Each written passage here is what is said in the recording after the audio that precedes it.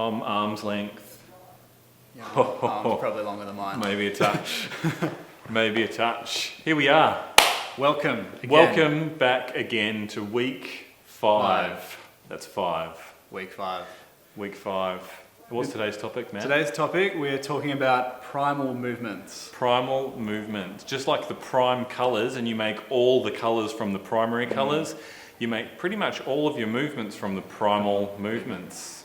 Would you agree? I agree wholeheartedly.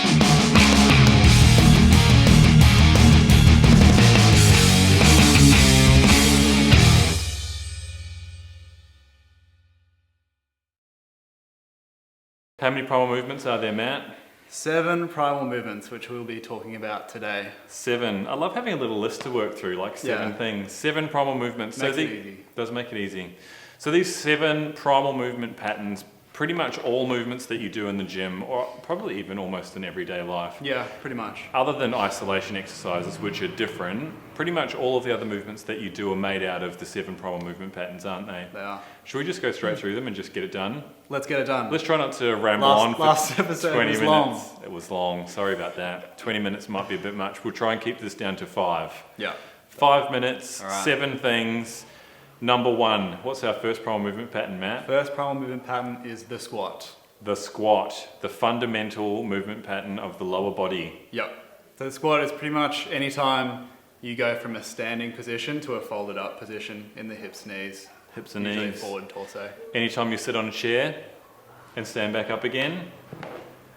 Yep. Every time you sit on the toilet, stand back up again. Yeah. Yep. Not You're going to going show you to demo. that. Not going to show you that. Pretty much anytime you pick something up from the ground. Picking Yep. it up. Again. Yep. Should we give a quick demo on the back? I'll give you a sideways view. Squat. Here we are. Squat. Anytime you come down, hips and knees flex. Yep. And then extend again. Very good. Primal movement number 2. Number 2, The lunge. the lunge. So it can look like a bunch of different things. It so it's can. usually with a split stance. So one foot in front of the other. I'll give that a little demo. Why don't you give it a quick demo? Okay, so step up. We do this all the time. Kind of a lunge. Kind of a lunge. Split squat. Split squat. Back lunge. Give us the sideways version. The sideways demo. Look at that. Lunge. Just a static lunge Yep. on the spot. Perfecto. Forward lunge. There you go. Backwards Many lunge, sideways lunges. lunge, dragon lunge, all the lunges. You may as well start there. Why don't you show us a hinge, Matt? Okay, so hinge is when starting from the standing position or a loaded position, usually from the hips. So it's a Agreed. hip dominant movement. The knees stay pretty much straight or just slightly flexed. And so we keep a nice neutral spine from the hips up and we're just tipping over from the hips. You're hinging from the Hinging. hips, like a hinge, like this. The K-star. The K-star.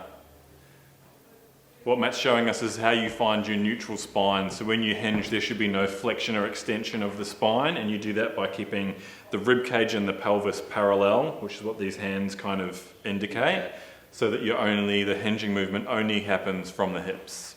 So hinging, like similar to a deadlift. So deadlift involves a bit of a hinge, so it's a bit more action through the hips, a little bit less through the knees. Agreed. Perfecto, the hinge. Rotation. Let's talk about rotation. Rotation, so any kind of rotation, I suppose. And there's 2 parts to it as well. There's making the rotation happen and there's resisting the rotation, are both rotation movements. What are you going to show us a wood chopper, Matt? Whoa! So, this Yep. is an example, so wide stance, feet planted. Yeah, good weight there. Active, so active rotation. Active rotation. Perfecto. And Anti-rotation. so counter rotation. Counter. So it's trying to pull me in, I'm just holding a position. So Matt is resisting the rotation and it works the same muscles just in a different way, yeah? Yeah. Perfecto. I love it. Do you want me to give a demo for a push and a pull? Push. Push. On side. Do you want me to show? Yeah. You have a seat. Let me have a Oh, turn. I was getting tired. No, Anyway. thought you might be. Push. Push is any movement and it can be in any direction as well. So push is any time that you're pushing away from the body. Yeah. So you could push, I call this a horizontal push because in relation to the body you're pushing horizontal. It can also be a vertical push. So movements that use the push pattern could be a push-up, a shoulder press, any variation of push-up, any variation of a vertical press, but also any angle along this kind of anterior part of the body. You could do a 45-degree incline or a 45-degree decline. These are all pushing movements. Yep. Pushing away from the body. Pushing away from the body, and if you're using a cable, it would look kind of like this, pushing out. There's also probably a little bit of rotation in this, and the split stance, the lunge combination. So we're already adding exercise. We're combining, already combining.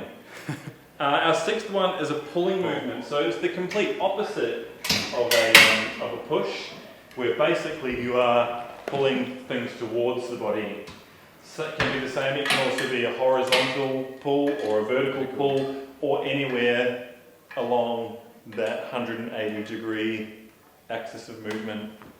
Pulling movements. Pulling movements. Pulling. And then the very final one is gait, which is any combination of crawling movements, crawling, walking, running. Moving through space. Moving through space. Moving through space. Wow, we nailed that. That was the quickest we've ever done. That's the quickest one we've ever done. 7 primal movement patterns from which almost everything is made. And what we mean by that is you can combine a lunge and a pull, a lunge and a push, a lunge with rotation, a squat with a push, a squat with a pull. You could basically make almost your own exercises from scratch just by understanding how you can put those ones together, the foundations. And with people who are really new to exercise, sometimes we just do them as they are, a squat on its own, a lunge on its own, and then the progression with harder movements then comes from combining movements into it. So let's talk about, what did we write on our board? We've got a board of notes. Why do we train movements, like primal movement patterns, instead of just training muscles? Or in what case might one be more useful than the other? Primarily in the gym, we train more movements and not muscles, just because it targets multi-joints. So hits all the joints at once, depending on the movement. And it's time efficient. Correct, I agree. So you can get more work done in a shorter amount of time. Definitely. So it's probably better for the general population because it's more well-rounded. Correct, I think well. so too. So when we do our primal movements, we can look at more of the imbalances and stuff. So rather than isolating little things, by adding them together, we can more easily understand where things are kind of falling short in terms of strength and range of motion. And the reason we do a lot of those with general populations is because muscles generally don't work in isolation. So more often than not, you'll find muscles move synergistically or in harmony with each other. And generally, most movements that you'll do in everyday life are multi-joint, multi-muscle movements. You're never picking something up off the ground using one muscle in isolation. It would never happen, I don't think. I can't think of an example anyway. No. Let's talk about some times when it might be beneficial to not train a movement and rather isolate a muscle. So when would you think that might be the case for someone in the gym? So in some cases, say if you were looking for a more physique-oriented goal. Like bodybuilding or something. So bodybuilders will train more muscles because they have more time and obviously they get paid the bigger they can get. So by training, overloading smaller muscles, you'll get bigger muscles, but perhaps less integration with the whole functionality. System. Less functionality.